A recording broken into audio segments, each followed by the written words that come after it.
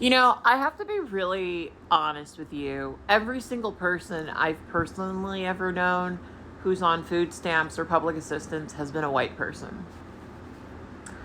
And I think maybe that's my background, maybe that's where I'm from.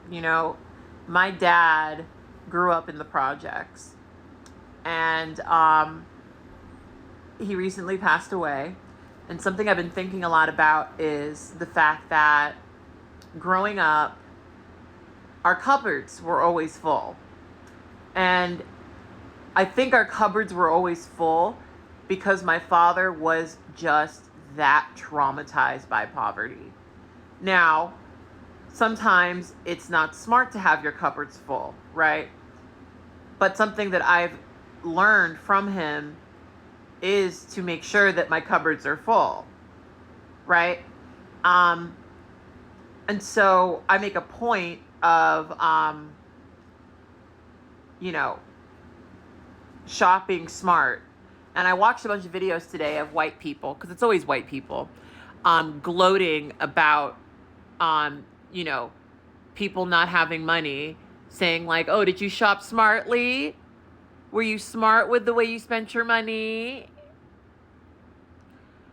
And, I'm reminded of that video I saw when people were really starting to talk about grocery prices going up, and this white mom complaining about how expensive pre-cut cheese is. And actually, it was that video that made me realize, like, oh, I'm ready for this. They're not. And that's the funny thing. There's definitely a lot of white folks who understand how to make a bag of flour and a bag of potatoes stretch. Let's put it that way, right? There definitely are. But a lot of the people, I think, who are ignorant enough to believe that most people on public assistance are Black people, are welfare queens, right? I'm willing to bet you they don't know how to do that. And what's kind of interesting is you see these people kind of gleefully cheering on this idea that a certain amount of people are going to die or experience a lot of stress, right?